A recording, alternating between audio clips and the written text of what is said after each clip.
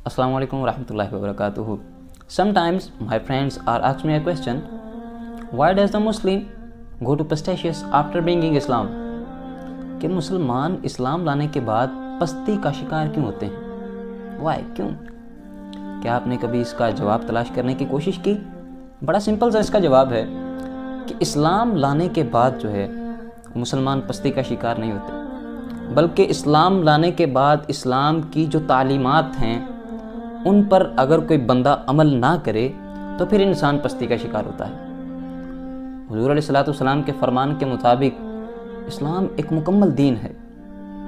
دنیا میں جتنے بھی مذہب موجود ہیں ان سب سے خوبصورت جو مذہب ہے، سب سے خوبصورت جو دین ہے وہ دین اسلام ہے، جو کہ حضور علیہ السلام کے صدقے سے، حضور علیہ السلام کے فضل و کرم سے ہمیں جو ہے وہ عطا کیا گیا ہے۔ تو اسلام لانے کی وجہ سے کوئی بندہ پستی میں نہیں جاتا، بلکہ اسلام لانے کے بعد جن چیزوں پر عمل کرنا ضروری ہے ان چیزوں پر اگر عمل نہ کیا جائے تو پھر انسان پستی میں جاتا ہے۔ جس طرح کہ مسلمانوں پر ایک دن میں 5 مرتبہ نماز فرض ہے۔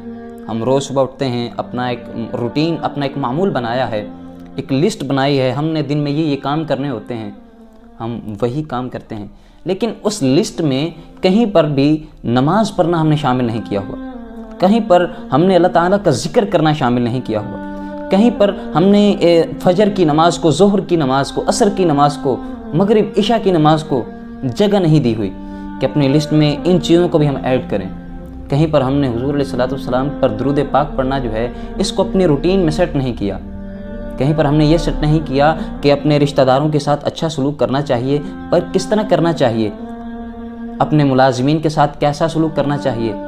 یہ ساری کی ساری چیزیں ہمیں اسلام سکھاتا ہے، لیکن اگر ہم ان پر عمل نہیں کرتے تو ہم پستی میں چلے جاتے ہیں، ڈاؤن گریڈ میں چلے جاتے ہیں۔ تو اسلام لانے کی وجہ سے کوئی بندہ ڈاؤن گریڈ میں، کوئی بندہ پستی میں نہیں جاتا، بلکہ اسلام لانے کے بعد جن چیزوں پر عمل کرنا انسان کے لیے ضروری ہے، اگر ان چیزوں پر عمل نہ کیا جائے تو پھر انسان پستی کا شکار ہوتا ہے، پستی میں چلا جاتا ہے۔